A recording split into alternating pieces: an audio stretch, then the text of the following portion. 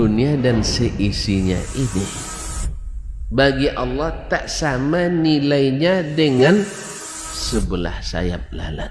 Barang siapa yang beramal untuk akhiratnya, Allah akan cukupkan baginya urusan dunia. Sayati zamanun 'alan nasi as-sabiru fihim qalqabit al-jamarah.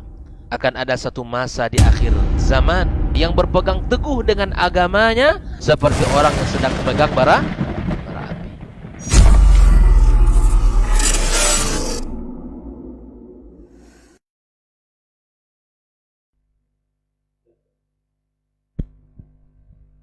api. Bismillahirrahmanirrahim. Assalamualaikum warahmatullahi wabarakatuh.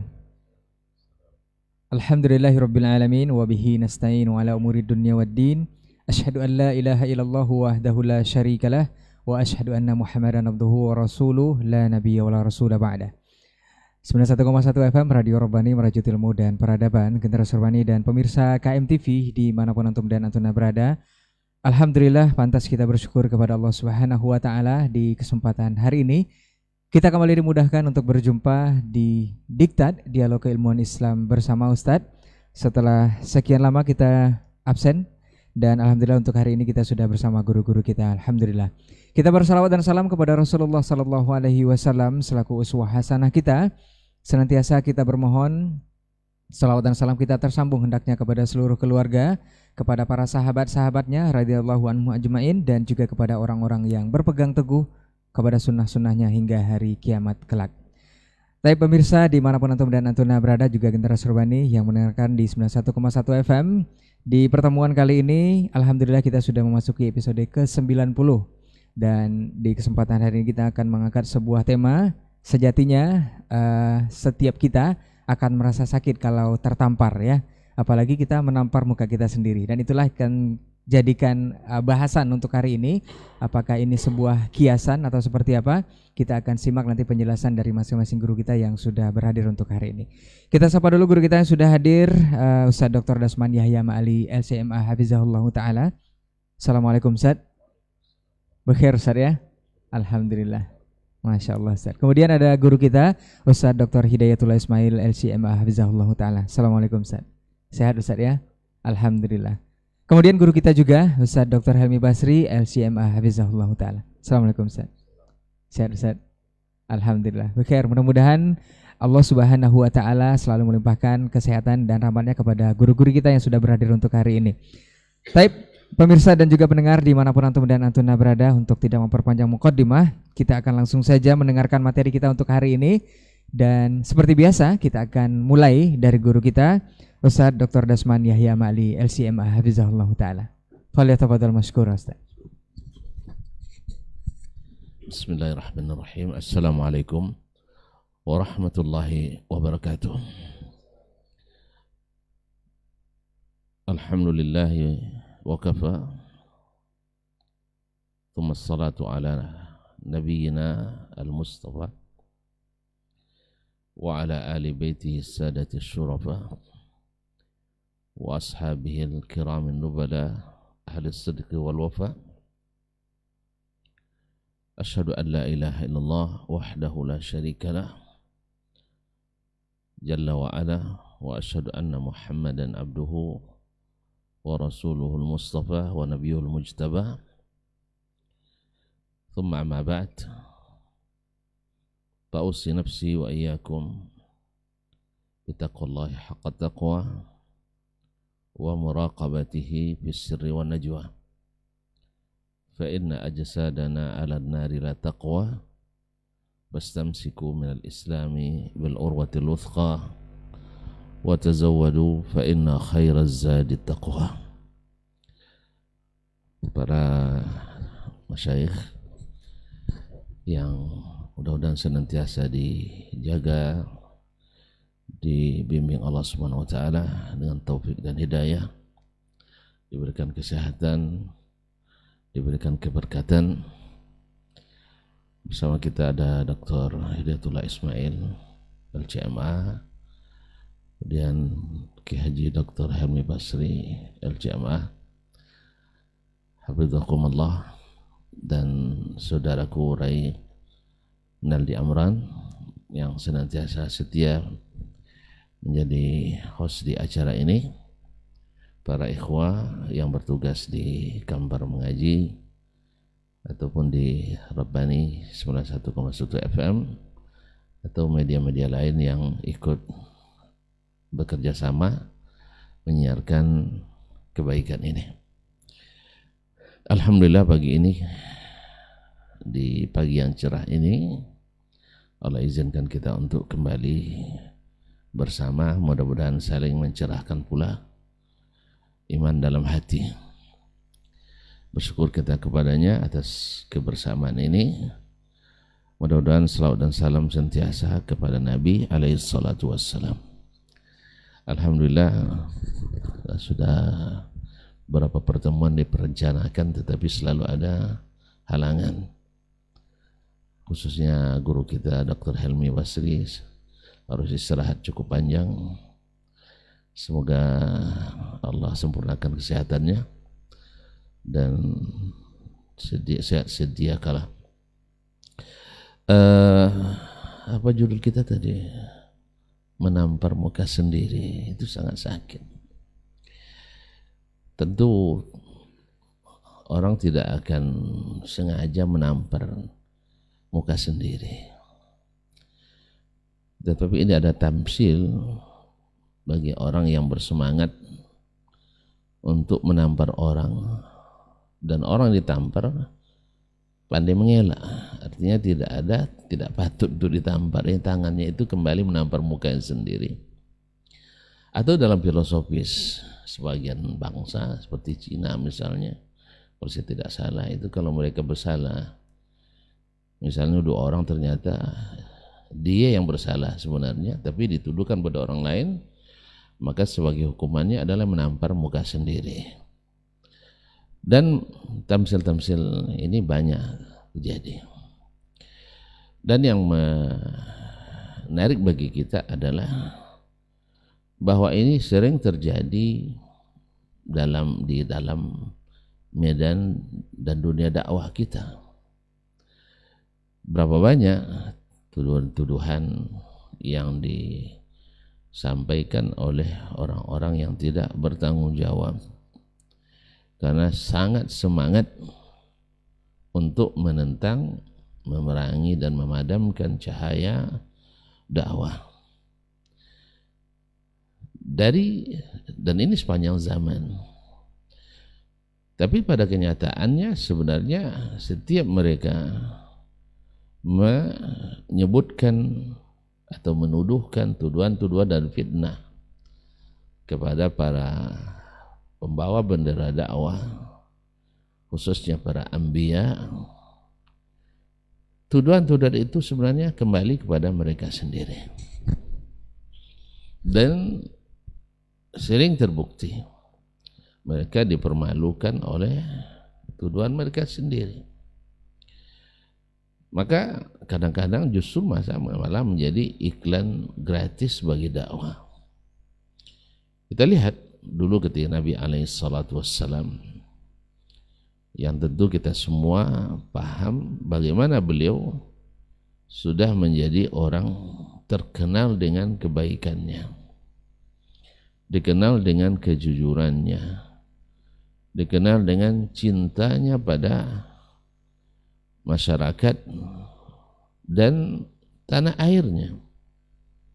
Bahkan ketika Nabi hijrah sendiri, ketika sampai di ketinggian di Syekh Abi Thalib, beliau menoleh ke Makkah, wallahi ya Makkah, innaki la ahabbul biladi ilayya. Demi Allah wahai Makkah, engkau adalah negeri yang paling aku cintai. Laula anna qaumaki akhrajuni ma kharajtu. Kalau bukan karena pendudukmu sendiri yang hendak mengusir saya tak akan keluar dari Makkah ini. Jadi begitu jujurnya cinta Nabi SAW kepada Makkah dan ahli Makkah, dan itu diakui oleh orang-orang Makkah sendiri. Namun setelah beliau berdakwah, yang namanya dakwah itu adalah berdakwah kepada Allah, bukan berdakwah kepada diri sendiri atau masyarakat. Dan di saat yang terjadi yang dominan di masyarakat adalah pelanggaran, tentu tugas dai adalah meluruskan. Kalau seandainya yang dominan adalah kebenaran, maka tugas dai menguatkan. Nah, tentu tahu sendiri masa itu disebut masa jahiliyah, di mana orang-orang jahil dengan agamanya. Mungkin kalau kita lihat pula zaman kita hari ini, khususnya di negeri ini, barangkali kebanyakan kita juga jahil dengan agama kita. Buktinya tercatat pula aliran menyimpang, aliran kesesatan paling banyak pula kayaknya di negeri kita ini. Jadi kalau sempat ada yang mengatakan orang Arab harus belajar Islam ke Indonesia, ini nampaknya belajar kesesatan nampaknya. Iya, kalau sempat orang Arab belajar Islam ke Nusantara, saya khawatir nanti akan semakin banyak aliran sesat di Arab. Yang kita lihat hari ini, tentu lihat sendiri bahwasanya di negeri ini banyak sekali melahirkan aliran-aliran sesat.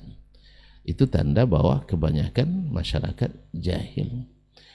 Nah, kalau tidak tahu, kalau kita nak bukti data, seperti ada yang bilang kita beradu data, katanya sih, adu data, dia sendiri bahwa kebanyakan umat Islam kita tidak serius belajar agamanya. Tapi kalau untuk berhibur dengan agamanya, mereka serius. Tapi kalau untuk belajar agamanya, tidak serius.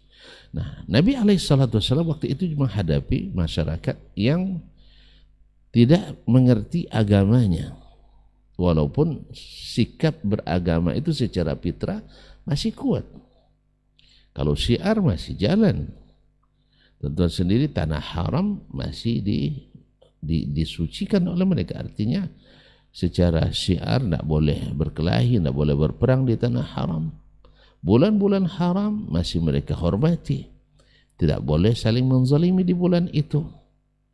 Cuman mereka luput dari pengetahuan mereka bahwa syirik itu lebih dahsyat dari kezaliman manapun.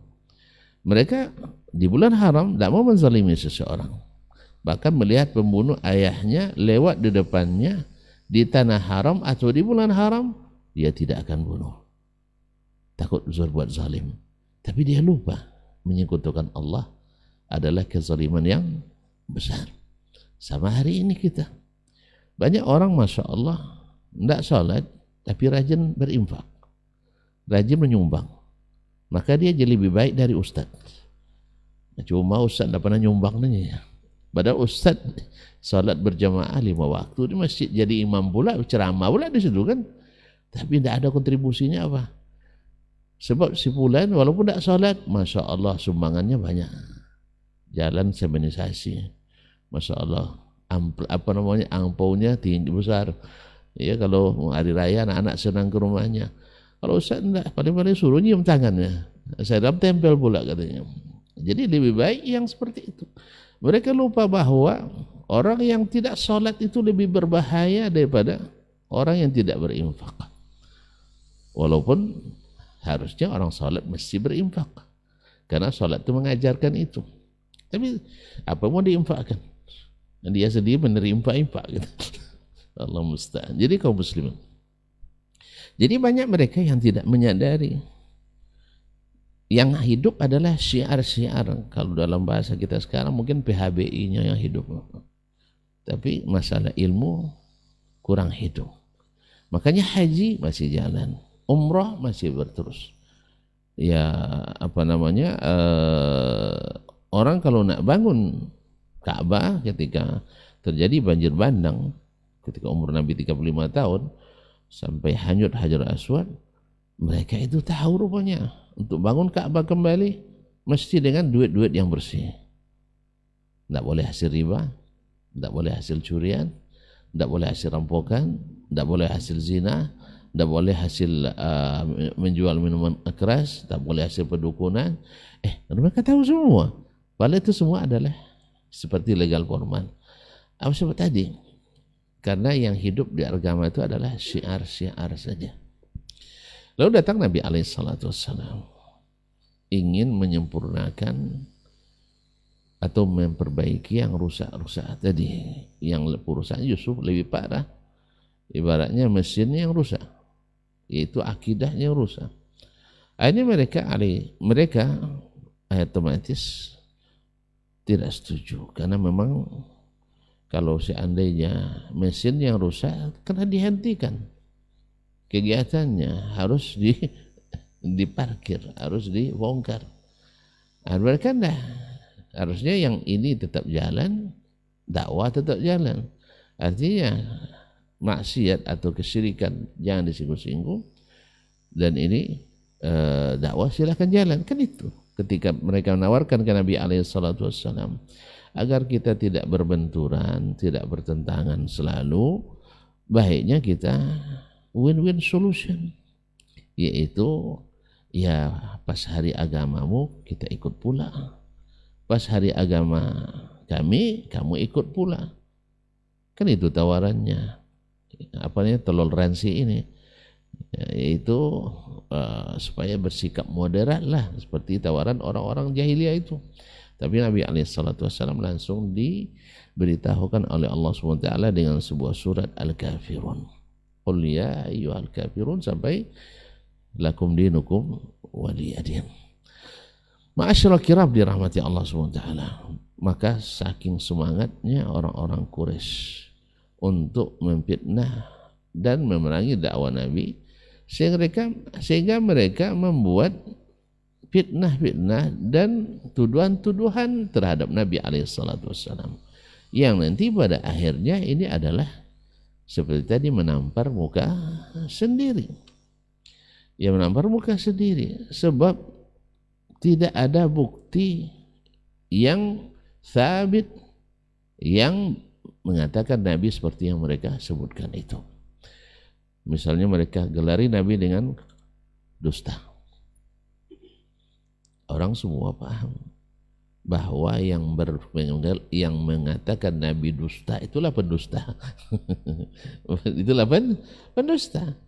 Jadi orang Arab manapun, kecuali yang berkepentingan dengan fitnah itu, paham bahwa Abu Jahal yang bilang Nabi dusta, dialah pendusta. Sebab buktinya apa?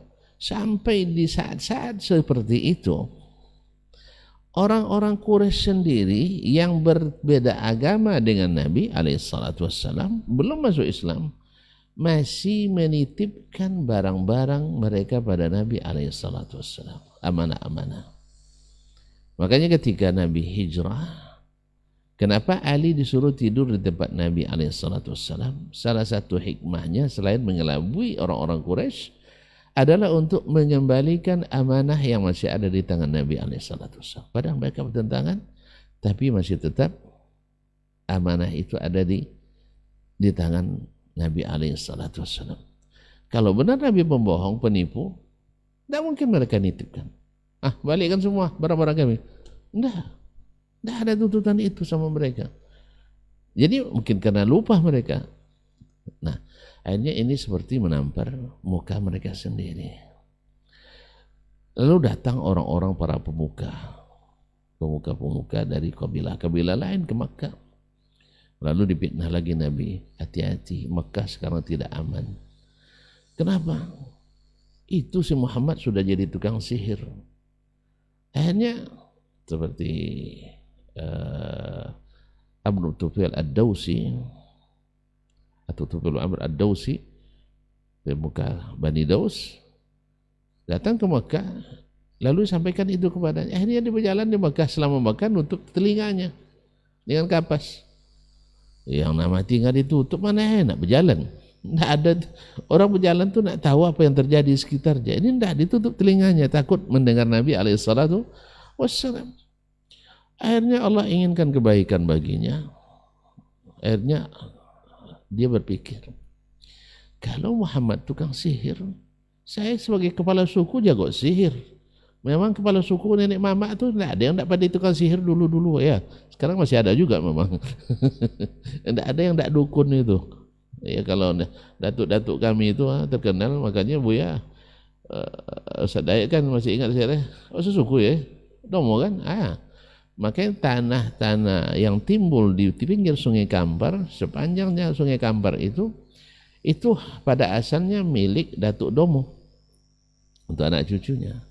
Kalau dipakai oleh suku lain berarti itu pelanggaran sebenarnya, tapi tidak usahlah dituntut ya. Tahu tidak kisahnya dulu mereka ada sembara dulu. Ya sembara di dalam sungai itu dia hanyutkan buah limau, buah jeruk, dibuat gawang kecil. Siapa yang lewat gawang itu maka dia menang. Itu tidak pakai lemu tu je tidak pakai. Menanglah datuk kami, Datuk Domo tu. Jadi jangan main-main. Domo ni padek lemunya tu. Jadi tidak ada yang dulu kepala suku yang tidak dukun di masa jahiliyah itu. Akhirnya kalau saya dukun saya hafal mantra jahiliyah semuanya. Kalau dia tukang sihir saya juga tukang sihir. Terus apa lagi? Kalau dia dusta dia sendiri yang mudarat. Akhirnya dia dibuang. Akhirnya terbukti Allah takdirkan pula ditemukan Nabi sedang baca Quran dekat Ka'bah. Subhanallah, dia katakan ini bukan sihir dan ini bukan syair, ini bukan mantra. Akhirnya tuduhan orang Quraisy seperti menampar di mereka. Yang awalnya kalau tidak berdusta seperti itu mungkin saja dia menerima. Tapi setelah dusta yang begitu terang-terangan, akhirnya terbukti ternyata mereka berdusta semuanya. Seperti menampar. Makanya kaum muslimin dan muslimat, orang-orang yang tidak berilmu, orang-orang yang bernafsu, orang-orang yang sangat membabi buta, memusuhi kebenaran, pasti akan terbongkar. Karena hablul kazibi qasir, kata orang Arab. Hablul kazibi qasir. Tali dusta itu pendek, jadi cepat lepas. Makanya ketika ada yang mengatakan hari ini misalnya dibuat gambar oleh orang, mungkin Dr. Helmi atau Dr. Hidayat lagi menjelaskan nanti misalnya tentang bahwasanya sebagian kelompok dakwah Islam hari ini tuduh sebagai antek Yahudi. Akhirnya terbongkar yang mengatakan itu yang pergi ke Israel mengkhianati bangsanya. Ya, kemudian ada pula yang mengundang untuk pengkaderan ulama orang dari Zionis dan seterusnya. Akhirnya mereka lempar tuduhan ke orang, menampar orang, tapi orang tadi tidak berhak ditampar, hanya mengelak. Akhirnya dia menampar dirinya sendiri. Cuma masalahnya sudah kebal kadang atau tak terasa sakit lagi, itu masalah lain. Oleh itu kaum muslimin berapa banyak sampai pada masa-masa para ulama kita dalam perkembangan dakwah kita lihat sampai hari ini tuduhan itu masih tetap ada. Oleh itu kaum muslimin dan muslimat dirahmati Allah SWT. Demikian juga ketika mereka mengatakan Nabi itu ini mengacaukan masyarakat, memecah belah umat, memutuskan silaturahim. Tidak lama di tahun ke-8 Hijriah Allah buktikan semua yang mereka klaim itu bohong. Bahwa Nabi itu keras, bahwa kalau berkuasa nanti akan membantai orang. Sah ya? Kalau berkuasa nanti akan membantai orang. Muhammad ini akan menghabisi kita ini. Itu isu lama, kebohongan lama. Sudah sering terbukti kebohongan itu.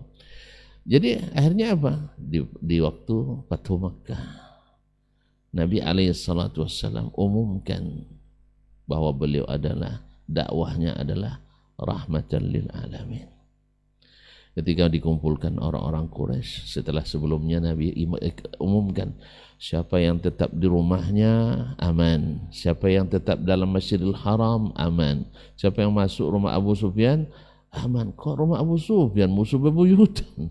Coba bayangkan, harusnya orang siapa yang masuk rumah Abu Sufyan habis, kan itu, enggak, aman. Tidak ada dendam, bukan tidak banyak yang rugi, bukan tidak banyak yang mati di barisan Nabi SAW. Ternyata kalian yang suka yang suka membunuh itu, tetapi kalian tuduhkan pada Nabi Muhammad SAW dan pada sahabatnya. Akhirnya apa? Allah buktikan tuduhan mereka kembali pada mereka sendiri. Akhirnya Nabi katakan, Ayuhan nas, madza tadhunnuna anni fa'ilun bikum? Apa yang kalian kira akan aku berikan pada akan aku lakukan pada kalian? Baru sekarang mereka mengaku. Sebenarnya pengakuan ini isinya minta belas kasihan juga. Ya sudah kalah. Akhirnya kembali ke asal gitu. Akhun karim, ibnu akhin karim. Engkau adalah saudara kami juga, sekampung kitanya, sesuku kitanya, satu bangsa, satu negara kitanya. Wabnu akhin karim, dari keturunan yang baik-baik, terkenal lah. Mana ada tuduhan yang kemarin? Ya, saya kembali kepada kalian sendiri. Apa kata Nabi SAW? Intaliqu, idhabu fa antum al-mutlaqa. Silakan kalian pergi bebas. Tidak ada pembunuhan massal, tidak ada genosida. Padahal mereka orang kafir semua, harus dihabisi sebenarnya kan ke akar-akarnya. Yang dulu menuduh Nabi teroris, yang dulu Nabi radikal, mengacaukan, memutus silaturahim dan sebagainya, merusak agama. Ternyata sekarang Nabi lah yang membuat keutuhan, kebersamaan, persatuan yang kokoh, cinta pada tanah air, menjaga kelestarian lingkungan, bukan wahabi lingkungan. Nah, akhirnya mereka seperti menampar diri muka sendiri. Apakah akan berulang? Nanti kita dengarkan bagaimana pemaparan masyarakat kita selanjutnya. Wabillahi taufiq wal hidayah. Sekitar pembuka. Wassalamualaikum warahmatullahi wabarakatuh. Waalaikumsalam warahmatullahi wabarakatuh. Baik, barakallahu fiik, jazakallahu khairan untuk pendahuluannya di materi kita ini. Kita akan dengarkan selanjutnya dari guru kita Ustaz Dr. Hidayatullah Ismail LCMA hafizahullah taala. Qala tafadhal masykur Ustaz. Bismillahirrahmanirrahim. Assalamualaikum warahmatullahi wabarakatuh. Alhamdulillahirabbil alamin wal aqibatu lil muttaqin wala udwana illa 'alal zalimin. Asyhadu an la ilaha illallah wahdahu la syarika lah al malikul haqqul mubin wa asyhadu anna Muhammadan 'abduhu wa rasuluh an-nabiyul amin. Ya ayyuhalladzina amanu ittaqullaha haqqa tuqatih wa la tamutunna illa wa antum muslimun. Allahumma inna nas'aluka ilman nafi'an wa rizqan tayyiban wa amalan mutaqabbala. Amma ba'd, para masyayikh, para guru-guru kita yang kita muliakan, ada Dr. Dasman dan ada Dr. Helmi Basri, yang semoga kita berharap kepada Allah Azza wa Jal, kedua guru kita ini diberikan kesehatan, keberkahan, kebaikan, dan diberikan taufik serta pertolongan dalam menyebarkan ilmu dan dakwahnya. Kepada seluruh teman-teman yang hadir di studio, kaum muslimin dan muslimat, para penuntut ilmu, pendengar Radio Rabbani 91,1 FM dimanapun berada, rahimani wa rahimakumullah. Bersyukur pada Allah Azza wa Jalla, di pagi ini kembali Allah pertemukan kita dalam kajian diktat ini. Sudah beberapa kali pertemuan yang seperti yang dijelaskan tadi kita rancang, kita ingin mengadakannya, namun ya, ada hal lain yang sehingga tidak bisa kita lakukan kegiatan ini. Alhamdulillah sangat bersyukur dan bahagia sekali bisa kembali bertemu dengan kedua guru kita, karena terus terang saja kalau tidak ada sarana seperti ini, terkadang ya, ini 1 tahun nggak jumpa dengan Ustaz Helmi. Terakhir jumpa 2025, ya sekarang jumpa 2026, masya Allah. Alhamdulillah beliau sehat walafiat, ya alhamdulillah. Bersyukur atas nikmat ini semua, atas apa yang Allah berikan kepada kita, ilmu, iman, dan semangat di dalam belajar agama ini. Salawat dan salam semoga senantiasa kita sampaikan pula untuk kekasih kita Rasulullah SAW, Nabi yang mulia, panutan kita dalam kehidupan, Semoga Allah kumpulkan kita bersamanya dan bersama para nabiin, para siddiqin, para syuhada dan salihin. Ahibati fillah, kaum muslim dan muslimat, tadi sudah dibahas oleh beliau tentang makna menampar muka sendiri. Ini sebuah introspeksi diri, mengajak kita bersama untuk lebih melihat ke dalam lah. Karena memang diantara salah satu penyakit hati dan lisan itu suka menuduh, suka mencela dan menyesatkan orang. Padahal yang dikatakan itu tidak ada sama sekali. Dan bahayanya dari Islam sangat luar biasa. Ancaman dari Nabi SAW dalam sebuah hadis, ketika seorang bicara satu kalimat atau kata tanpa dia berpikir tentang apa yang ia katakan itu, yahwi biha ilan nar, kata Rasulullah, bisa jadi kalimat itu yang akan menggiring dia ke dalam neraka. Artinya bahwa ketika kita tidak memiliki fakta dan tidak memiliki data gitu ya, tidak memiliki ilmu tentang apa yang dituduhkan, jangan. Makanya Nabi mengatakan apa? Man kana yu'minu billah wal yaumil akhir falyakul khairan aw liyasmut ya. Wah, standar keimanan kita salah satunya kepada Allah dan yaumul akhir itu adalah dalam ucapan. Kalau kita tahu itu bermanfaat, katakan. Kalau itu berfaedah, sampaikan. Tapi kalau memang itu akan merusak, bahkan justru itu akan membahayakan dirinya, lebih baik diam. Sebagaimana orang juga katakan, diam dalam salah lebih ringan dari diam dalam bicara. Konsekuensi dalam bicara itu berat. Ya, antum diam nih, seterai. Antum salah deh, tapi itu lebih ringan gitu ya. Karena kalau antum dia nggak banyak tafsiran orang, sudah gitu kan, lebih ringan bagi beban dia gitu ya. Maka jangan terlalu banyak bicara. Umar mengatakan ya bahwa man kathura kalamuhu kathura khata'uhu, banyak bicara banyak salahnya. Yang banyak salah banyak dosanya. Ini bahaya. Kalau dosa-dosa lisan ya kemudian itu terus mudah untuk mengatakan seseorang ini sesat, ini kemudian berbagai macam label-label yang akan dituduhkan kepada seorang, itu akan membahayakan dirinya. Bila mana itu tidak terbukti, ya maka itu bisa jadi kembali tuduhan kepada dirinya. Seperti ini contohkan tadi, itu dua orang antek ada sahabat karib Yahudi, ternyata diam-diam menyelinap gitu. Tiba-tiba muncul saja fotonya di Facebook dan seterusnya. Ini kan satu hal yang sangat miris ironis dalam kehidupan kita. Ada kaidah penting ikhwafillah dalam bab ini ya, bahwa terhadap mereka-mereka yang selalu terfitnah, atau para ulama katakan dalam bab ini, bahwa fitnah itu tidak akan merusak orang-orang yang jujur. Justru itu akan membongkar kebusukan pelakunya. Itu saja kaidahnya. Siapapun yang hari ini dituduh, siapapun hari ini yang difitnah begini begitu, maka dia akan terbebas dari anak panah yang dilepaskan kepadanya, justru akan kembali kepada dirinya. Nah, oleh karena itu Allah Ta'ala katakan dalam sebuah firman-Nya, wala yahiqqul makrus sayyi'u illa bi ahli.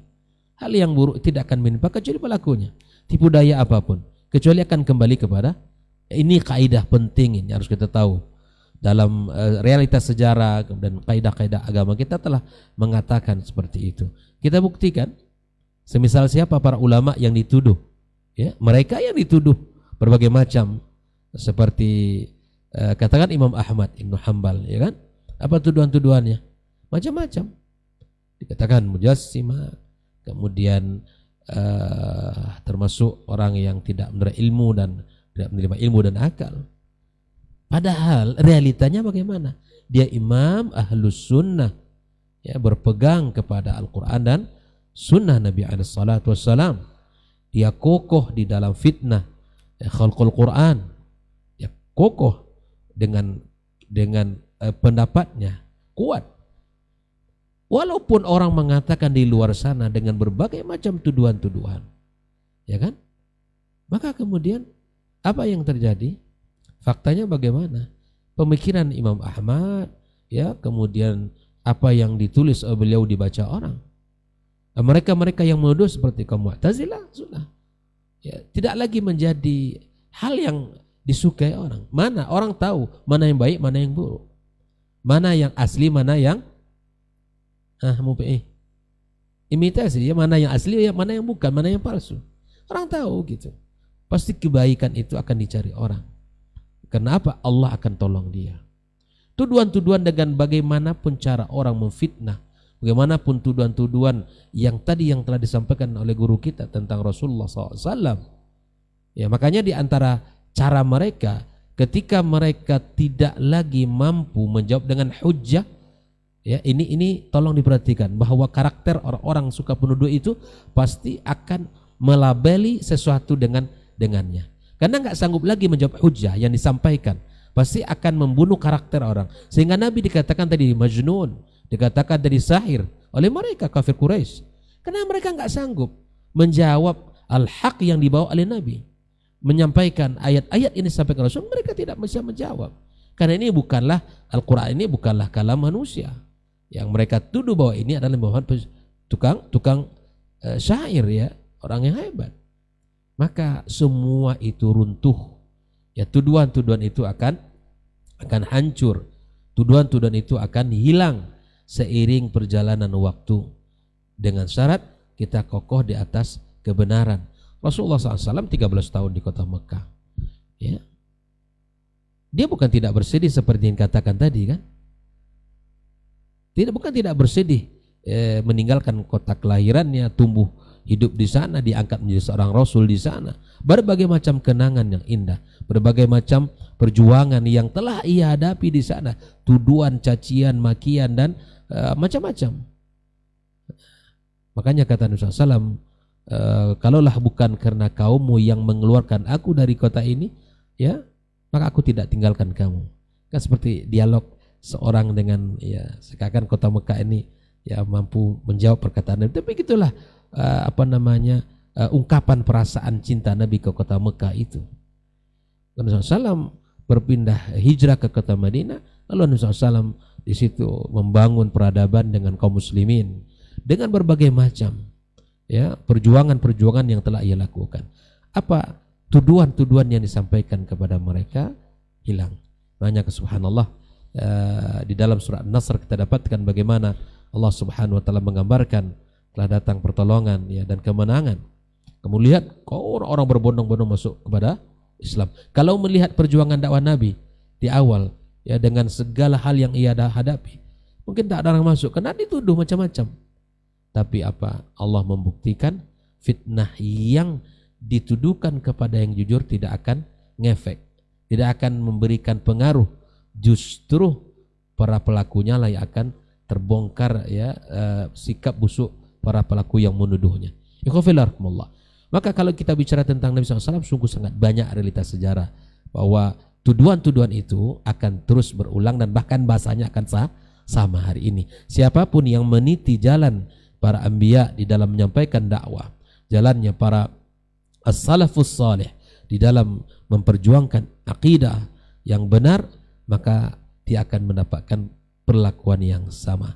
Maka yakinlah, ya, siapapun yang bergerak dalam bidang dakwah ini, yang menyebarkan ilmu ini, yang berada di atas sunnah Nabi SAW, maka dia akan mendapatkan hal-hal yang sama, walaupun, ya, bahasanya berbeda, tapi pada intinya apa yang mereka katakan hari ini justru itu adalah bagian dari apa yang dulu dikatakan oleh orang-orang yang di masanya. Ikhwafillah, tadi saya sampaikan tentang Imam Ahmad bin Hanbal, bahwa apa yang dituduhkan kepadanya tidak, ya, semua tidak akan menempel dan tidak ada ngefek kepada Imam Ahmad. Justru orang belajar kepadanya, justru mazhabnya berkembang, ya kan? Justru akidahnya, ya, dipelajari, bagaimana karya-karyanya di mutalaah, dipelajari oleh banyak orang dan seterusnya, bukan murid-muridnya. Ikhwafillah rahimakumullah. Begitu juga dan siapa misalnya lagi, ya, seperti Syekhul Islam Ibnu Taimiyah, ya, dituduh dengan berbagai macam-macam, ya, dengan tuduhan-tuduhan yang, ya, sesat, kemudian sama bahasa juga sama. Tapi apakah Syekhul Islam Ibnu Taimiyah, ya, terkena imbas dengan apa yang telah dituduhkan kepadanya? Tidak. tetap saja lahir karya-karya hebat, tetap saja buku-bukunya menjadi rujukan utama, tetap saja pemikiran-pemikirannya menjadi renungan orang ya. Dan murid-murid juga demikian, Ibnu Qayyim, semuanya ya, ketika dia berjuang seperti apa berjuang gurunya, maka dia dituduh juga seperti apa yang dituduhkan kepada gurunya. Tapi apa? Alhasil mereka tetap menjadi orang yang ditolong Allah Subhanahu wa taala. Nah, yang paling santer kan seperti Syekh Muhammad Ibn Abdul Wahab, ya kan? Dituduh macam-macam, suka membunuh, gitu kan? Apalagi banyak sekali tuduhannya, membawa pemikiran yang sesat, agama baru, ajaran baru. Ya, padahal hakikat dakwah beliau apa? Memurnikan tauhid, mengajak orang kembali kepada Al-Quran dan Sunnah Nabi SAW, mengajak orang untuk kembali kepada maqala Allah wa qala Rasulullah sallallahu alaihi wasallam, ittiba kepada Nabi SAW dan mencontoh para generasi salaf. Kan itu yang sesungguh dakwahnya. Terus siapa Ustaz yang orang-orang yang tidak menyukainya? Pelaku bid'ah, pelaku kesyirikan. Karena apa? Kalau bahasa Ustaz Helminya, ya, kena kudis dia tuh, tergaruk Ustaz ya. Jadi kalau kudisnya itu kena, jadi dia gemetar, dia bergerak dia. Jadi apa yang menjadi kesukaan ahlul bid'ah, yang menjadi kegandrungan ahlul syirik, itu yang disampaikan oleh Syekh Muhammad Ibn Wahab, maka tentu secara spontan akan mendapatkan balasannya, tuduhan-tuduhan. Ya. Walaupun ya buku-bukunya saya sangat banyak dibaca orang ya, tuduhan-tuduhan itu semua telah dijawab oleh para ulama kita. Ya. Sehingga nanti seperti seluruh karya-karya misalnya para ulama Ahlussunnah, ulama salaf misalnya seperti yang di Arab Saudi lah, katakan kalaulah seandainya buku-buku Syekh Shalih Fauzan itu dibaca, murid-muridnya akan menjadi apa katanya? Zombie-zombie dan seterusnya. Nah, ada ini tuduhan belaka ya, ini ada kalimat yang jika Allah SWT timbang nanti di hari kiamat kelak, waliyadzubillah, hati-hati dengan tuduhan pada para ulama yang menulis dengan ikhlas ya, menulis dengan ilmu, menulis dengan dalil. Tidaklah mereka tulis itu kecuali ya untuk mengajak orang kepada agama Allah Subhanahu wa taala yang benar. Ya, tapi memang begitulah sunnah di dalam kehidupan dakwah ini. Ya, jangan sampai lisan ini mudah untuk ya menuduh orang-orang yang bergerak di dalam memurnikan agama Allah Subhanahu wa taala. Nah, sungguh sangat banyaklah kisah-kisah para ulama yang mereka ini dituduh dengan hal-hal yang tidak.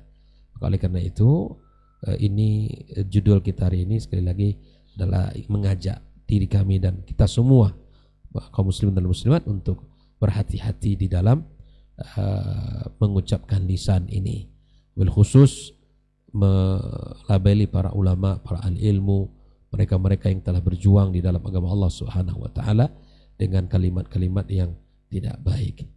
Ya, insyaallah kan mungkin untuk konteks kekinian barangkali Ustaz Basri nanti akan lebih meluaskan pembahasannya. Ala kulli hal, di dalam pembahasan kita pagi ini ya jangan sampai kita ya menepuk muka sendiri atau menelan ludah sendiri gitu ya. Kita meludah tapi kemudian kita telan kembali ludahnya yang kotor itu, naudzubillah. Kita katakan orang begini, ternyata kita pelakunya ya. Makanya subhanallah, dari sisa usia kita ini mari fokus kepada perbaikan diri. Sebelum menunjuk orang, nunjuklah kepada diri kita, ya kan. Jangan sampai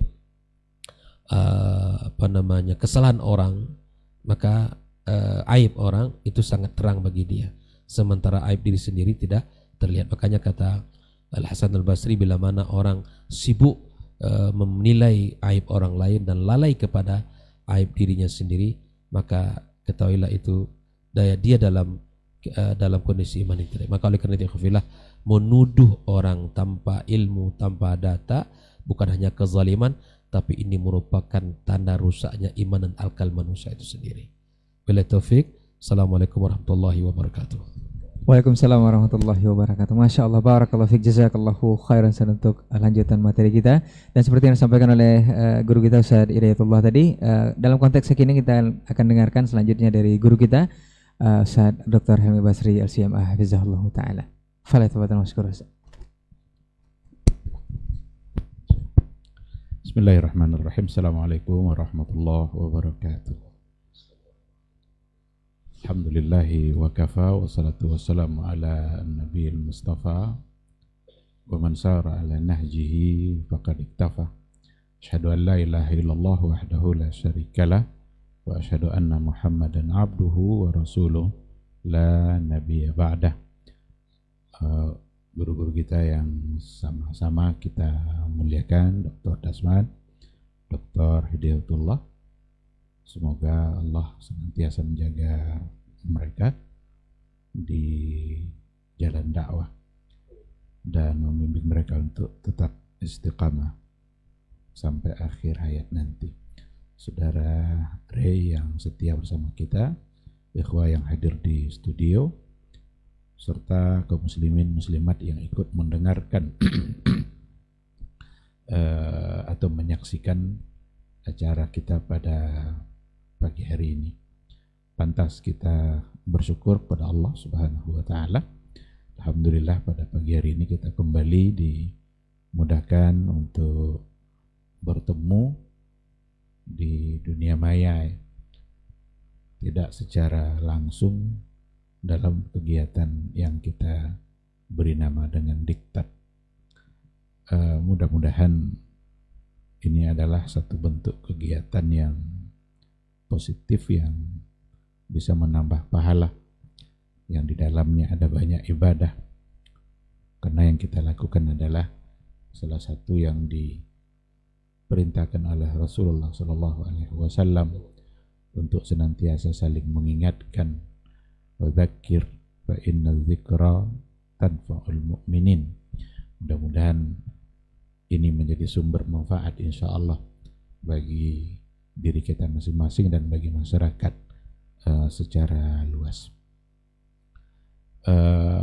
Sebagai umat Nabi Muhammad SAW, maka sewajarnya kita untuk bersalawat dan bersalam serta memperbanyak selawat dan salam itu untuk beliau.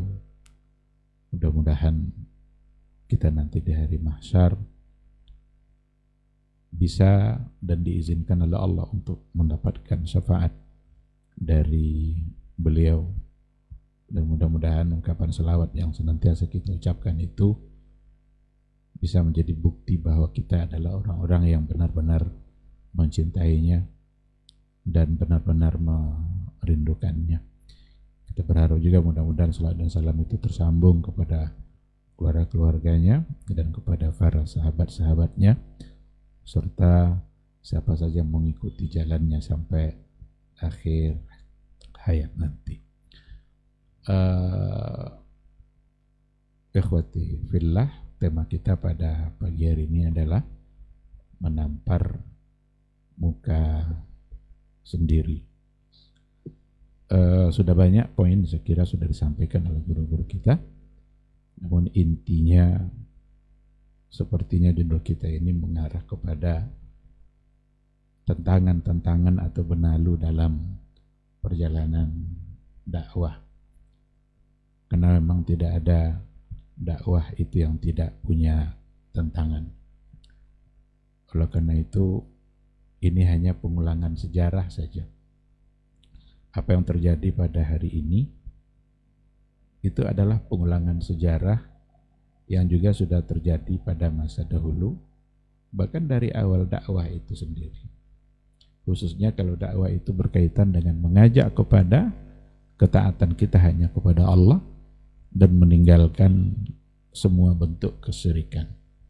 Dalam catatan sejarah, mulai dari Nabi pertama yang mengajak kepada meninggalkan kesyirikan sampai kepada Nabi Muhammad SAW yang memang fokus juga dakwahnya untuk bertauhid dan meninggalkan semua bentuk syirik, selalu saja mengalami tantangan-tantangan, tuduhan-tuduhan, tapi itu semata-mata hanya tuduhan saja. Mereka menuduh, tapi pada akhirnya ternyata merekalah yang berada pada posisi yang salah. Mereka yang sedang menampar wajah mereka sendiri.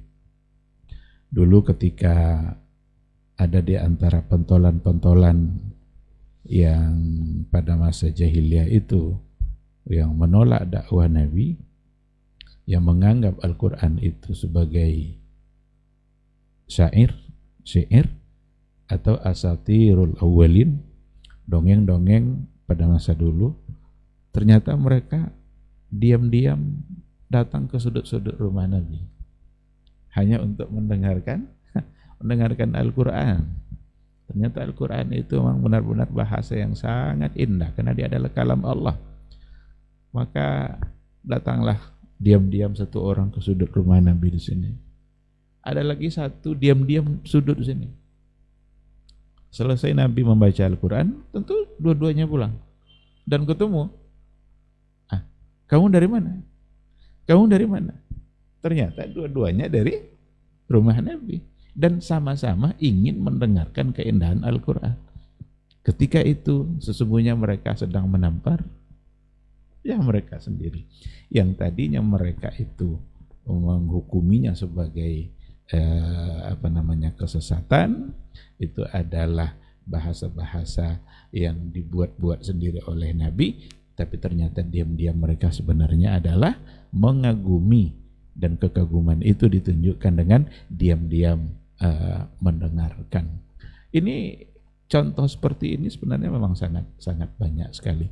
Apa mereka tuduhkan kepada Nabi kita, Nabi sebagai orang yang gila, Nabi sebagai tukang sihir seperti yang tadi sudah dikatakan. Jadi alasan mereka itu kan kenapa dituduh sebagai tukang sihir. Sihir pada masa dulu kan banyak. Jadi mereka itu kalau tukang sihir itu biasanya kan yufarriqu bainal mar'i wa zawji. Itu bisa memisahkan antara suami dan istri. Nah ternyata ajaran Nabi SAW yang beliau bawa, ketika ada suami yang sudah menerima tapi istri tidak mau, maka dia tinggalkan istri. Atau ketika istri yang menerima suami tidak mau, maka dia tinggalkan pula suaminya. Oh kalau begitu berarti memisahkan antara suami dan istri. Oh kalau begitu dia adalah tukang sihir. Nah tapi kan itu sangat bertolak belakang. Kalau ini untuk kebaikan, kalau sihir adalah untuk sesuatu yang sifatnya kejahatan. Tapi Rasulullah SAW sebagai Rasul terakhir yang diutus oleh Allah untuk menyampaikan Islam, tentu Allah yang akan menjamin semua itu. Maka dalam Al-Quran dikatakan fasda bima tu'mar wa a'rid anil musyrikin inna kafainakal mustahzi'in alladzina yaj'aluna ma'allahi ilahan akhar fasawfa ya'lamun. Kata Allah, sampaikan Islam itu, sampaikan apa yang diperintahkan kepadamu, wa a'rid anil musyrikin, dan berpalinglah kamu dari orang-orang musyrik. Inna kafainakal mustahzi'in, cukup kami. Itu soal orang-orang yang mustahzi'in itu urusan kami. Maka ada pembelaan langsung dari Allah untuk Rasul kita. Artinya jangan pedulikan. Ada al-mustahzi'in, mereka yang memperolok-olokkan.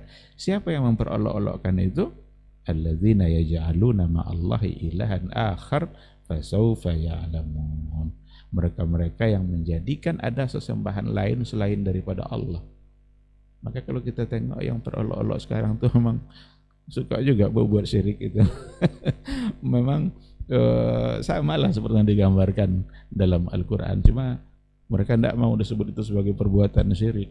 Datang ke kuburan, meminta-minta kepada ahlul kubur, menitipkan doa kepada ahlul kubur. Ternyata mustahzi'in pada masa Nabi itu allazina yaj'aluna ma'allahi ilahan akhar. Lalu apa ujung ayat itu? Fasawfa ya'lamun. Pada akhirnya mereka akan tahu. Ini judul kita hari ini, fasawfa ya'lamun inilah. Mereka akan menampar muka mereka sendiri. Karena pada akhirnya mereka semua akan tahu. Oleh karena itu Nabi tidak mempedulikan. Dan ini juga pelajaran bagi para doa, mukhlisin, ikhlaslah karena Allah, karena memang Allah yang akan membela siapa saja yang membela kebenaran yang dibawa. oleh Rasul itu, in tansurullah yansurkum. Jika kalian menolong Allah, maka Allah menolong kalian. Apakah Allah butuh pertolongan? Ini maksudnya, jika kalian menolong agama Allah, oleh karena itu sampaikanlah kebenaran itu, sampaikanlah Islam itu berdasarkan kepada dalil-dalil, sumber-sumber yang benar. Apapun yang terjadi seperti itu bukan menjadi urusan kita, karena yansurkum in tansurullah yansurkum. Siapa yang menolong agama Allah, maka Allah pasti akan menolong dia. Maka kalaupun sejarah berulang, dan memang secara faktual memang banyak sekali fitnah-fitnah terhadap dakwah-dakwah al-haq. Bahkan ketika kita mengatakan al-haq saja, itu dituduh itu bahwa seolah-olah al-haq hanya daripada seolah-olah hanya dia aja yang akan masuk surga, seolah-olah hanya itulah kebenaran, tanpa mencoba melihat nanti pada kebenaran yang lain. Itu saja sudah dituduh. Karena nanti tuduhan itu bisa diarahkan kepada beberapa arah panah. Tuduhan itu tujuannya banyak. Bisa saksiyah, bisa perorangannya itu. Maka itu tadi Syekhul Islam Ibn Taimiyah, itu tuduhan-tuduhannya luar biasa. Semua aliran yang menyimpang itu punya tuduhan tersendiri kepada Syekhul Islam Ibn Taimiyah. Ternyata kenapa mereka menuduh sesat, menuduh mujassim, menuduh macam-macam tuduhan? Karena Ibn Taimiyah sendiri ternyata adalah orang yang sangat cerdas, yang mampu membantah semua argumentasi kesesatan yang datang dari aliran-aliran yang menyimpang itu. Ketika ada orang-orang Mu'tazilah yang cenderung untuk mengedepankan akalnya, berpatokan kepada logika, ditulisnya bukunya Dar'u Ta'arud Al-Aqal wa An-Naqal, ditulis. Ketika orang-orang Syiah dengan segala macam bentuk konsep sunnah yang mereka tawarkan, karena orang Syiah punya konsep sunnah sendiri. Sunnah itu bukan yang ma'udhifa ilan nabi, tapi ma'udhifa ilal imam, yang disandarkan kepada imamnya, yang turun-temurun dari imam ke imam. Karena bagi mereka imam mereka adalah yang adil.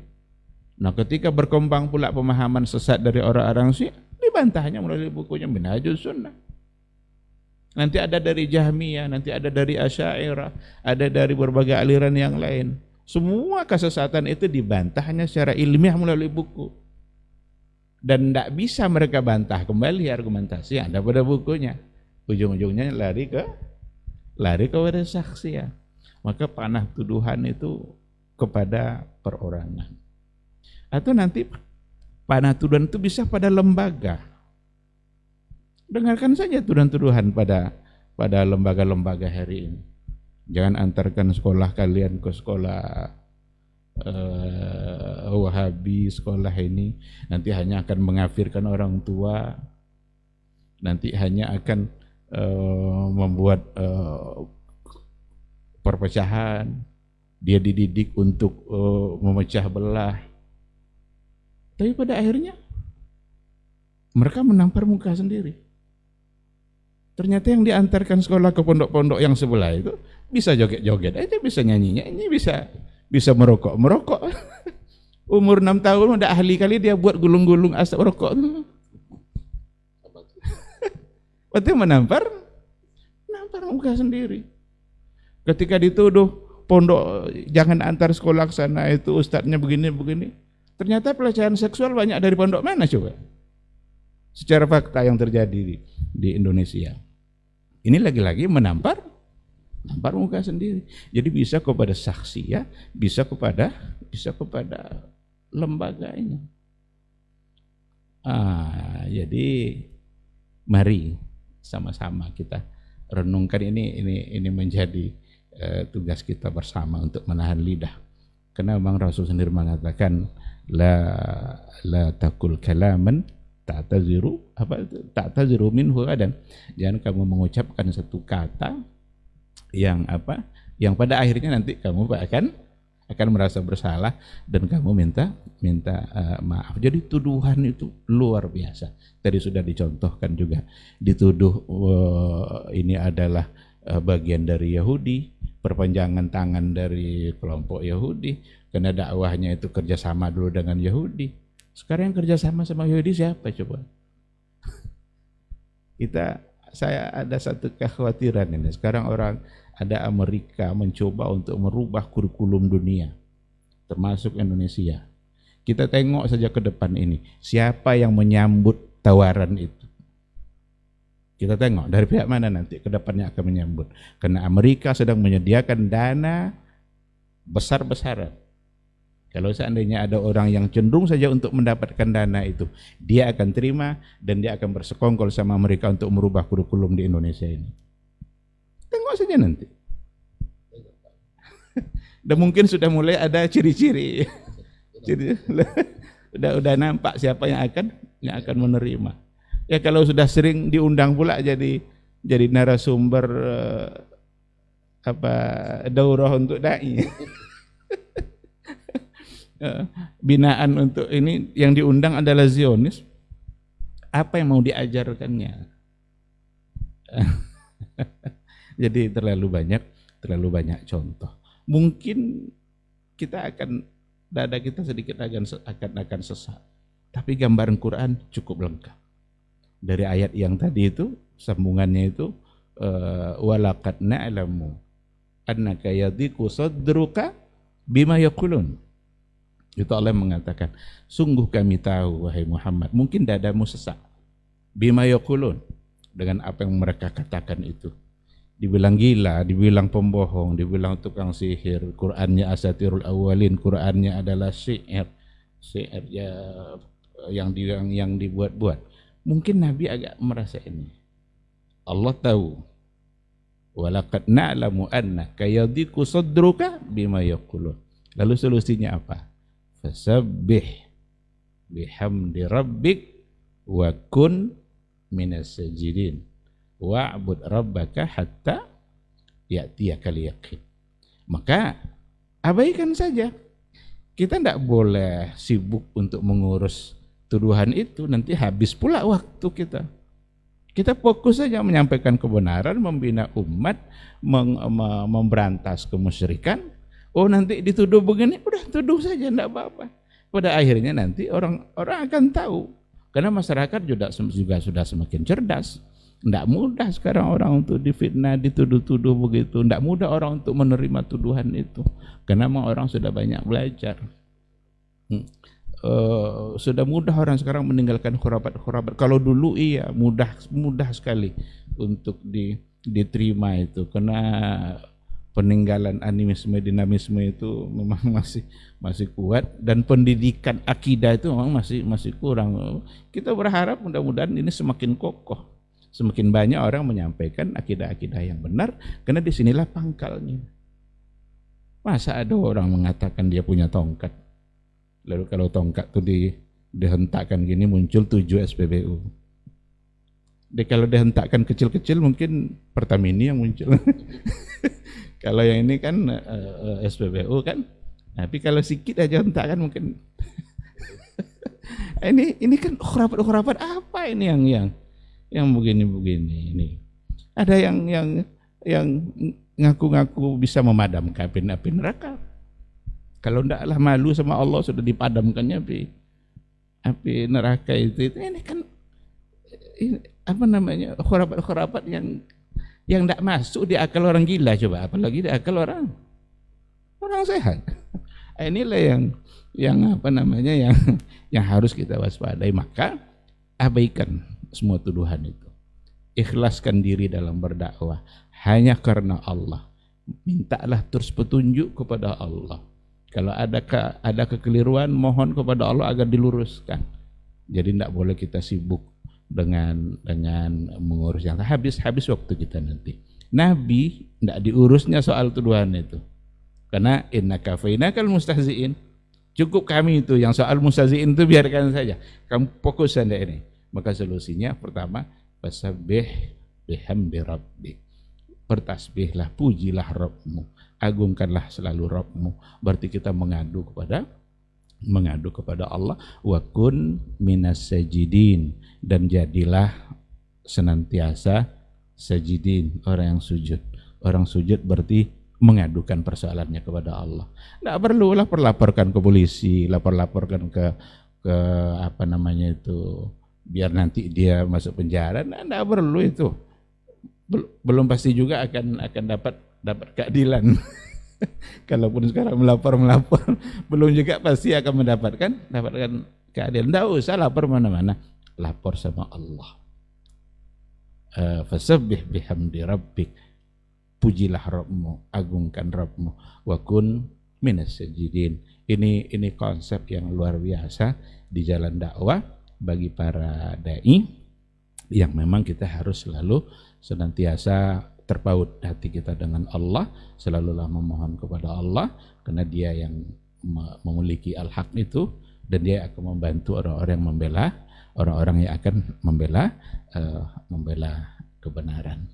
Maka menampar muka sendiri, biarlah yang menampar malu sendiri, sementara orang yang ditampar tidak kena, karena memang yang dibawanya adalah kebenaran. Dan kita selalu berharap semoga Allah Subhanahu wa Ta'ala selalu memudahkan dan membantu kita di jalan dakwah. Adapun tantangan-tantangan itu hanyalah ujian-ujian kesabaran, ujian-ujian keimanan. Iya, hendak kita jujur dalam membela kebenaran. Karena kalau tidak pula ada tantangan, kalau mulus-mulus saja, ya berarti tidak teruji kita untuk naik level itu. Ujian itu kan untuk naik tingkat. Maka di sekolah itu kan ada ujian kan. Kelas 1 kapan dia jadi kelas 2-nya? Kalau lulus. Naik kelas 3 kalau sudah lulus kelas 2. Naik sampai dapat ijazah nanti. Sampai nanti sertifikat. Sertifikat itu adalah surganya Allah. Maka akhir dari ayat tadi, wa'bud rabbaka hatta ya'tiyakal yaqin. Sembahlah Rabbmu, beribadahlah kepada Allah hatta ya'tiyakal yaqin, sampai datang sesuatu yang yakin. Itu maksudnya adalah kematian.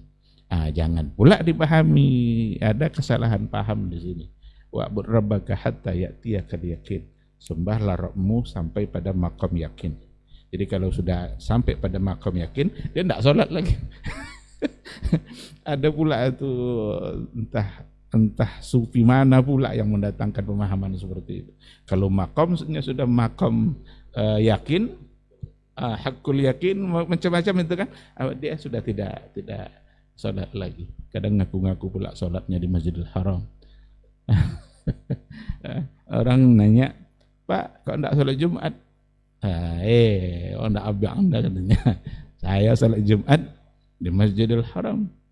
Padahal dia nanya barusan selesai sholat Jumat di Indonesia kan. Masjidil Haram baru jam 8 di situ kan. Karena bedanya kan 4 jam. Situ saja sudah berlipat-lipat kebohongannya. Nah, maka orang sekarang sudah semakin cerdas. Berpikirlah untuk menuduh, berpikirlah untuk memfitnah. Karena jangan-jangan pada saat memfitnah itu ternyata dia sedang menampar dirinya sendiri. Ternyata dia sedang membohongi fitrahnya sendiri. Saya kira ini mungkin yang sedikit yang bisa saya sampaikan. Semoga bisa menambah dari apa yang disampaikan oleh guru-guru kita. Terima kasih. Subhanakallahumma bihamdika, asyhadu an la ilaha illa anta, astaghfiruka wa atubu ilaik. Wassalamualaikum warahmatullahi wabarakatuh. Waalaikumsalam warahmatullahi wabarakatuh. Baik, jazakallahu khairan untuk guru-guru kita yang sudah memaparkan materi dengan tema menampar muka sendiri. Ini menjadi renungan dan juga introspeksi untuk kita bersama untuk lebih menjaga lisan dan juga hal-hal lainnya dalam berdakwah atau menyampaikan sesuatu kebenaran yang ternyata itu tidak semestinya dilakukan, akhirnya terkena kita sendiri. Baik, kaum muslimin dan kaum muslimat, pemirsa KMTV dan juga Generasi Urbani dimanapun berada, kita jawab beberapa pertanyaan yang masuk di 0871490911. Kita bacakan pertanyaan yang pertama, Ustadz, izin. Assalamualaikum warahmatullahi wabarakatuh, Ustadz. Dari Pak Juki, Ustadz. Mau bertanya, Ustadz, apakah benar menurut Ustadz bertiga, tantangan dakwah di negeri kita di Indonesia ini lebih berat dibanding di negeri kafir, Ustaz. Karena di negeri kita sudah turun-temurun mengaku mengenal Islam, tetapi sebenarnya tidak berilmu. Sementara di negeri kafir sendiri, mereka tidak banyak yang kenal Islam, jadi kita tinggal mengenalkan mereka kepada Islam dan mereka menerima. Apa solusinya, Ustadz, jika kita menjadi seorang pendakwah di negeri kita sendiri dengan banyak ragam yang terjadi di sini? Jazakallahu khairan, Ustadz.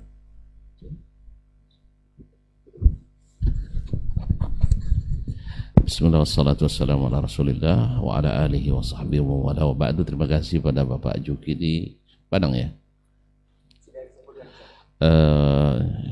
Saya belum pernah tinggal di negeri kafir, jadi saya tidak tahu mana yang lebih sulit, dakwah di negeri sendiri atau di negeri kafir. Tapi yang namanya dakwah itu dimanapun pasti ada tingkat kesulitannya. Mungkin yang dimaksud adalah mungkin berdakwah di kalangan kaum muslimin dengan berdakwah di depan orang-orang yang non muslim cenderung lebih sulit. Karena apa? Karena mereka merasa dalam kebenaran dan kita juga merasa dalam kebenaran. Jadi sebenarnya yang menyulitkan dakwah para nabi dulu itu seperti itu. Mereka merasa di atas kebenaran.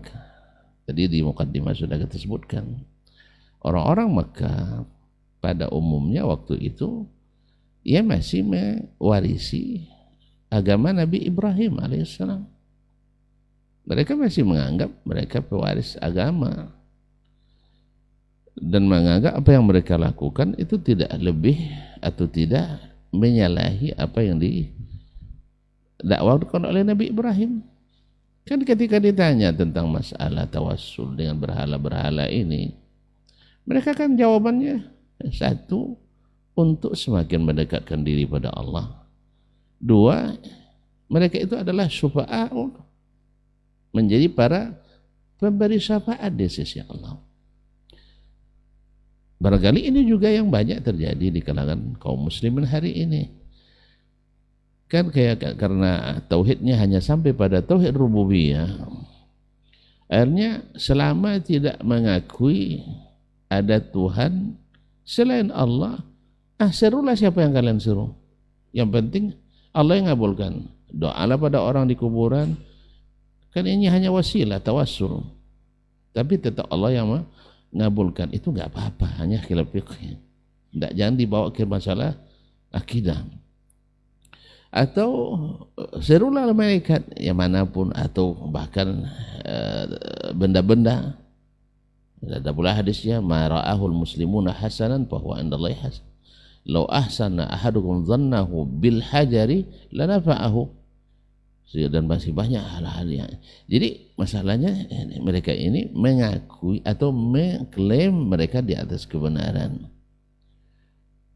Nah, dan itulah yang menjadi masalahnya semakin banyak karena terjadi pembiaran. Ini mungkin agak beda sedikit. Itulah sebabnya kenapa cenderung terlihat pertentangan ya, yang terlihat meruncing di sini. Sebagian ulama menganut pemahaman bahwa sesungguhnya kebenaran itu adalah wahid.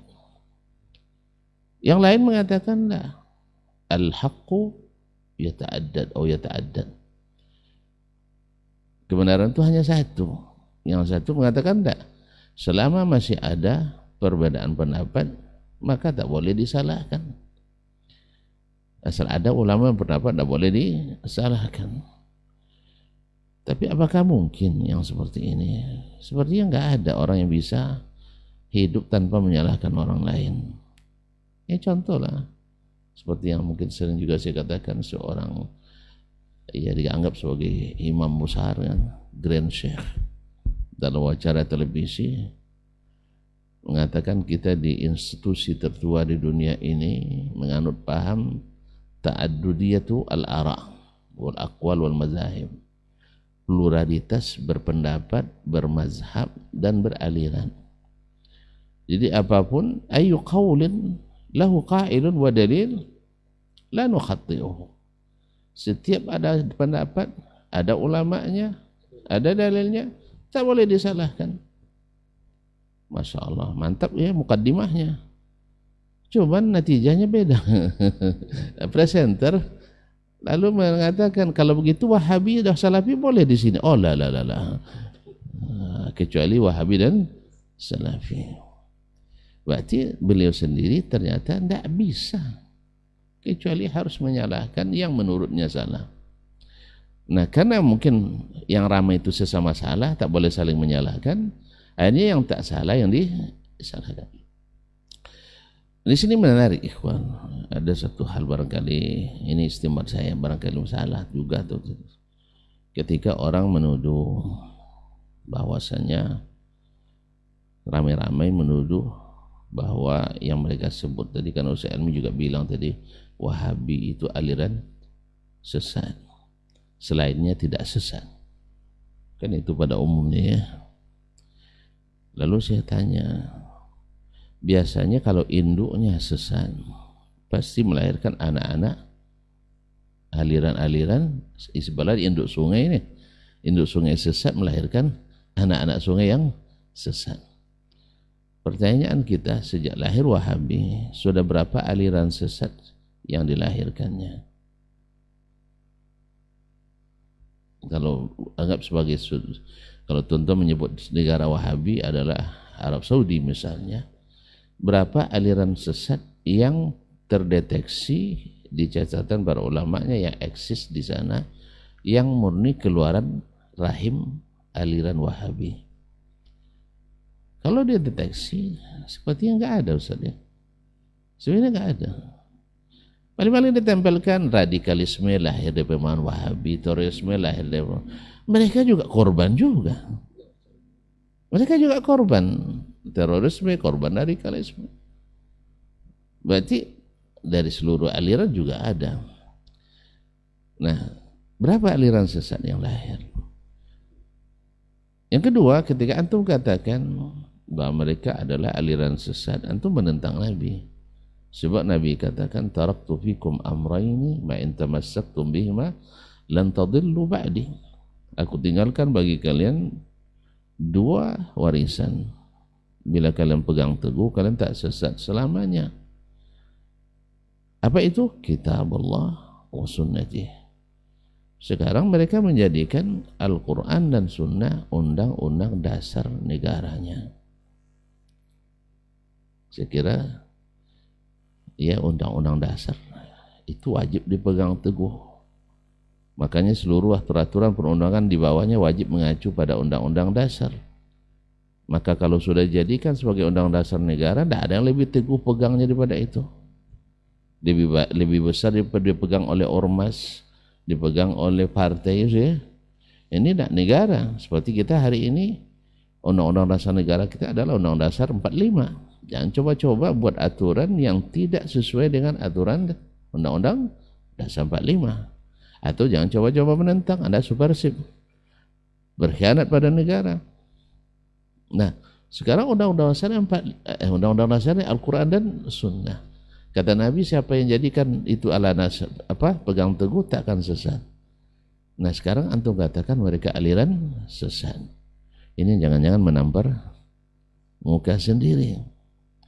Justru sebaliknya, yang terjadi banyak aliran sesat justru di negeri yang menuduh Wahabi itu sesat. Dimanapun carilah negeri yang semakin semakin gencar memerangi Wahabi, pasti di sana semakin banyak aliran-aliran sesat yang timbul.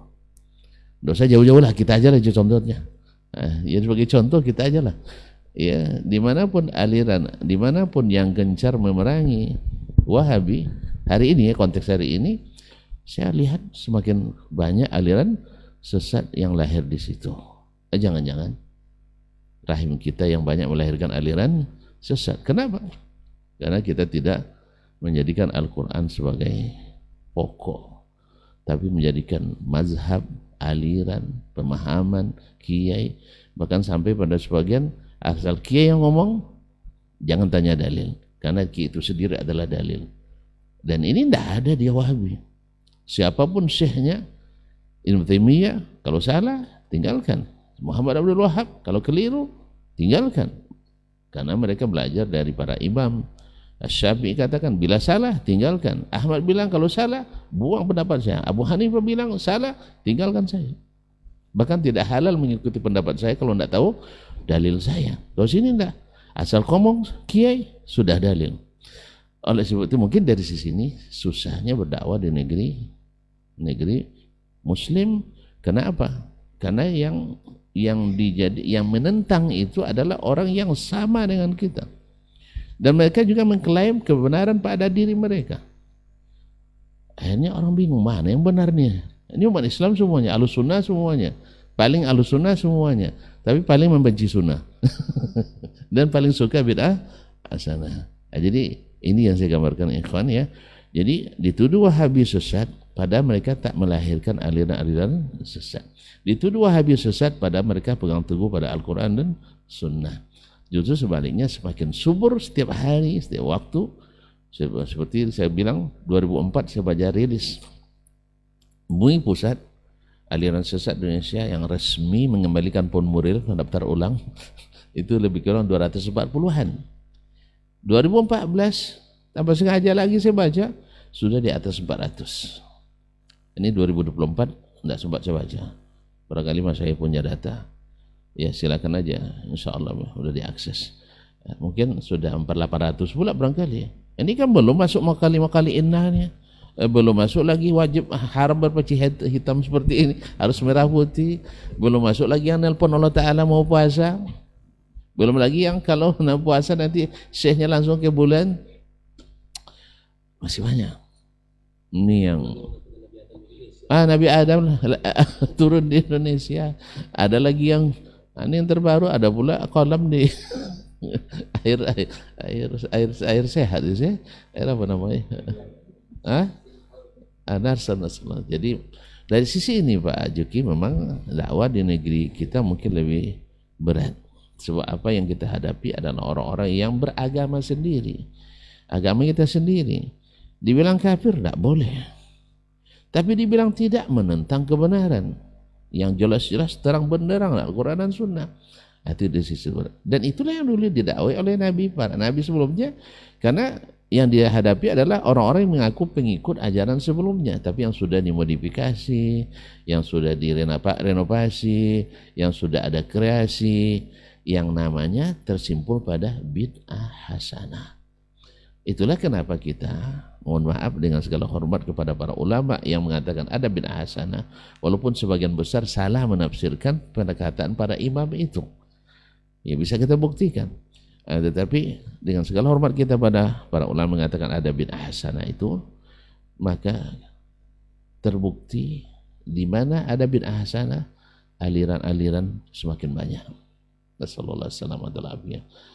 Barangkali itu jawaban saya, mungkin disempurnakan oleh para masyayikh. Wassalamualaikum warahmatullahi wabarakatuh. Waalaikumsalam warahmatullahi wabarakatuh. Barakallahu fiik. Jazakallahu khairan. Ada tambahan Ustaz? Naam. Fadhal Ustaz. Baik, bismillah, alhamdulillah, wassalatu wassalamu ala rasulillah, wala hawla wala quwata illa billah. Saya sedikit aja, tadi sudah luar biasa panjang lebar disampaikan. Mungkin bisa dibedakan pada dua keadaan: menyampaikan kebenaran di tengah-tengah umat Islam, atau menyebarkan, maksudnya seperti itu yang pertanyaan tadi barangkali, atau menyampaikan Islam di negara kafir. Kita kalau tengok perkembangan Islam di Amerika, di Australia, katanya justru malah semakin pesat. Semakin banyak yang menuduh-nuduh Islam itu, justru berbalik jadinya. Umat Islam semakin tumbuh. Karena mereka realistis, mereka mencoba untuk melihat sebuah kebenaran, dan ternyata memang nyambung. Islam kan tidak bertentangan dengan akal. Akal mesti dibimbing oleh Islam, dan itu menandakan bahwa akal dan fitrah mereka masih sehat. Tapi ketika menyampaikan kebenaran, di tengah-tengah orang-orang yang memang sudah menganggap dia benar, tentu akan tentu akan lebih sulit. Dahulu kami makan garam katanya kan, lebih banyak kami makan garam daripada kamu katanya. Garam pula yang dibanggakannya. Jadi memang akan terasa sulit, apalagi kalau sudah dihiasi oleh subuhat-subuhat. Indonesia dari segi catatan sejarah Islam sudah lama masuk, cuma di sisi itu ada pemahaman-pemahaman animisme, dinamisme yang menggerogoti sebagai benalu bagi keimanan mereka. Mereka Islam juga, tapi nanti ketika ada pisang yang buahnya seperti kepala naga, ini nanti atau ada kucing jantan warna 3, ini nanti menjadi dia apa kan? Kenapa yang kolam tadi itu kok bisa dianggap tiba-tiba sebagai air oleh-oleh? Katanya ini air hanya sebagai oleh-oleh, tapi tidak mungkin mereka rebutan untuk mendapatkan air yang kalau memang di pikiran mereka sama kedudukannya dengan air biasa. Pasti karena ada sesuatu. Dulu ketika ada namanya anak kecil yang kena petir itu, ponari, ada ponari, kan ada batu. Anak itu selamat, kena petir, bukannya selamatnya itu malah yang disyukuri. Kan seharusnya bersyukur pada Allah dia masih selamat. Ini enggak, batu yang ada sama dia karena dia selamat, berarti ini anak ajaib ini. Maka batu ini berarti batu ajaib. Kalau mandi di situ pakai letakkan batu itu, nanti mandi pakai air itu bisa selamat. Jadi banyak hal-hal yang bisa menggiring kepada kesyirikan. Ini subhat yang tadi itu, dan itu yang banyak di Indonesia. Oleh karena itu dakwah tauhid wajib diteruskan dan ditingkatkan di Indonesia, di negara kita. Karena memang fenomena kesyirikan itu sudah luar biasa dan tidak berkurang. Memang ada aja tambahan-tambahan datang dari orang-orang yang mereka dituakan pula. Subhat lagi kan, syekh mereka yang sorbannya 7 meter itu apa segala macam itu. Jadi memang mungkin akan terasa lebih berat karena di kepala mereka sudah ada sesuatu mereka anggap benar. Bahkan tuduhan-tuduhan tadi datang dari orang-orang seperti itu. Karena ada sesuatu yang terganggu. Dilarang untuk syirik, terganggu perbuatan mereka. Apalagi perbuatan itu mendatangkan, orang bilang sekarang cuan atau apa.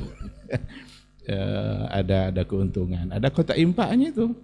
Itu di kubur-kubur yang dianggap keramat itu jangan dikira kosong dari kotak infak itu.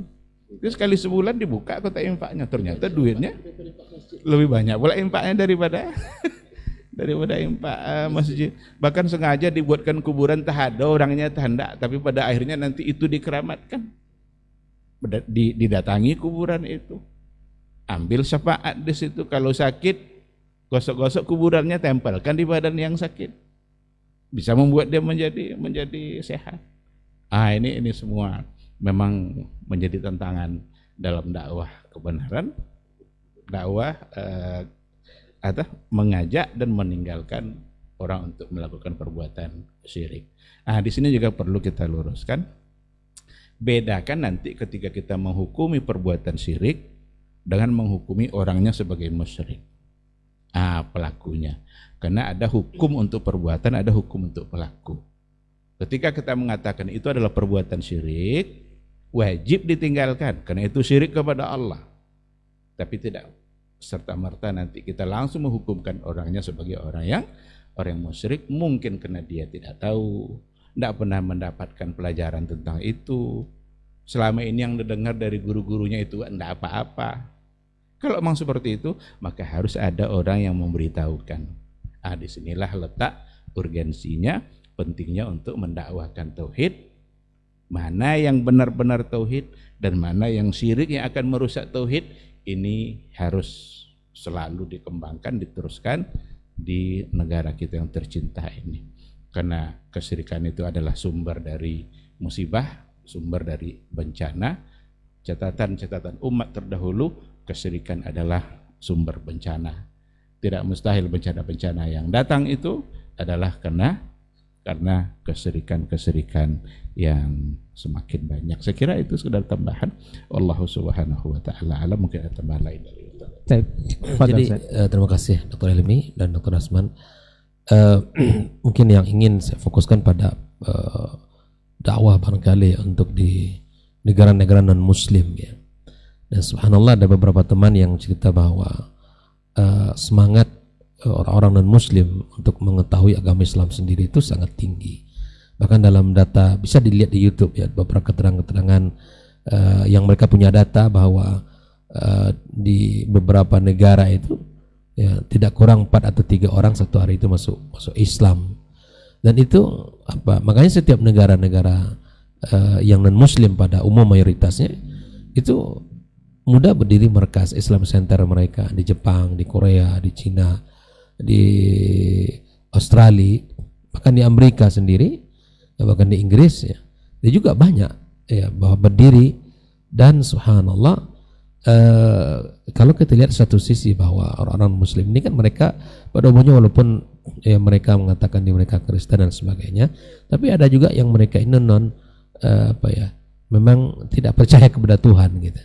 Nah, apa yang dibuat oleh kaum muslimin di sana dengan apa yang mereka lakukan, terkadang sengaja mereka buat stand bagi buku gitu kan, atau stand kemudian mereka ikut di dalam menjelaskan Islam, mereka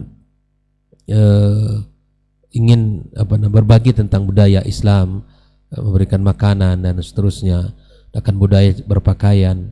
Kita lihat itu kan budaya-budaya pakaian dicobakan kepada non muslim ya, yang non muslimah ya, mereka ini wanita dicobakan kepada mereka. Dan ini kan menstimulun ya mereka untuk mengetahui budaya dan bahkan mungkin karakter dan bagaimana Islam. Nah, dengan sendirinya mereka justru subhanallah mudah dan sangat tertarik, apalagi mereka yang memang mencari kebenaran gitu ya, memiliki intelektual atau memiliki semangat di dalam mencari al-haq, itu Allah temukan, Allah berikan kepadanya. Bahkan ada viral juga di Indonesia ya, yang dia orang Kristen gitu, itu dibilang sama bapaknya, bahkan diviralkan pula sama bapaknya, dia ingin masuk Islam kan. Apa sebabnya katanya nih, tahu nggak? Cuman kata dia, saya pengen masuk Islam. Dia umur masih kecil, umur masih kecil. Ini memang fitrah, masih subhanallah. Kata dia cuman sederhana aja. Karena di Islam itu semuanya boleh makan. Saya pengen makan udang katanya. Sederhananya gitu aja dia. Emang kamu kira udang tuh ya? Udang tuh kayaknya enak banget gitu. Kenapa di agama kita tidak boleh katanya? Saya pengen makan udang, saya ingin masuk Islam. Bapaknya, kenapa kamu masuk Islam? Ya agamanya simple saya lihat. Walaupun itu anak kecil. Nah, subhanallah. Ini bisyarah yang memang akal hidayah itu Allah berikan kepada seseorang. Nah, kalau di Eropa pada umumnya seperti itu, cerita kawan-kawan yang punya peran di dalam dakwah ya, di sana. Kalau negara kita sudah dijelaskan tadi ya, karena banyaknya virus-virus itu ya menjadi tantangan tersendiri begitu ya. Walaupun kita mayoritas secara pemeluk ya jumlah ya, tapi mungkin ya kita perlu perjuangan yang lebih berat, yang lebih besar lagi untuk memurnikannya. Islam bukan hanya nama di KTP gitu kan, Islam bukan hanya nama di ya sebutan, tapi sebagaimana kita ketahui bahwa tumbuh dalam dirinya itu amal, keyakinan itu merubah perilaku dan sikap gitu ya. Ya bukan hanya Islam namanya saja, laisa alal musamma gitu. Tapi kita pengen Islam yang betul-betul melahirkan amal, kemudian keyakinan merubah sikap dari yang buruk kepada yang baik gitu ya, dan nampak pembuktian. Nah, hari ini tak jarang orang Islam ya cukup iman itu cukup di sini ya kan. Nah, begini-gini nanti akan menjadi tantangan dakwah tersendiri. Tapi alhamdulillah ala kulli hal kita lihat bagaimana pengaruh dakwah yang baik oleh media sosial ataupun langsung gitu. Bila mana di satu tempat keilmuan berjalan dengan baik, insya Allah Allah akan berikan pertolongan untuk dakwah itu. Barakallahu fikum. Baik, jazakallahu khairan untuk jawaban dari pertanyaan Pak Juki yang Masya Allah sudah panjang lebar dijelaskan oleh guru-guru kita, dan mudah-mudahan ini memang bekal dan ilmu untuk kita bersama, dan yang pastinya adalah kita terapkan dalam kehidupan sehari-hari. Memang kita ajakannya adalah jadikan Islam bukan hanya sekedar kartu keluarga atau KTP, tapi lifestyle dan juga mindset serta gaya hidup kita sehari-hari. Barakallahu fiik untuk antum yang bertanya, jazakumullah khair untuk perhatian antum semua. Ustadz, guru-guru kita, jazakallah khair untuk waktu dan juga ilmunya. Semoga Allah mudahkan ke depannya ataupun pekan depan kita bersama guru-guru kita kembali dengan tema yang berbeda tentunya. Barakallahu fiik. Afwan untuk semua salah kata dan khilaf bicara. Kita tutup dengan doa kafaratul majelis. Subhanakallahumma wa bihamdika asyhadu an la ilaha illa anta astaghfiruka wa atubu ilaik. Wassalamualaikum warahmatullahi wabarakatuh.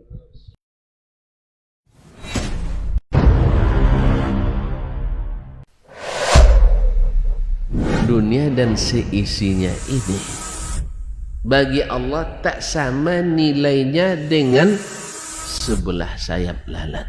Barang siapa yang beramal untuk akhiratnya, Allah akan cukupkan baginya urusan dunia. Sayati zamanun 'alan nasi as-sabiru fihim qalqabit al-jamarah. Akan ada satu masa di akhir zaman yang berpegang teguh dengan agamanya seperti orang yang sedang memegang bara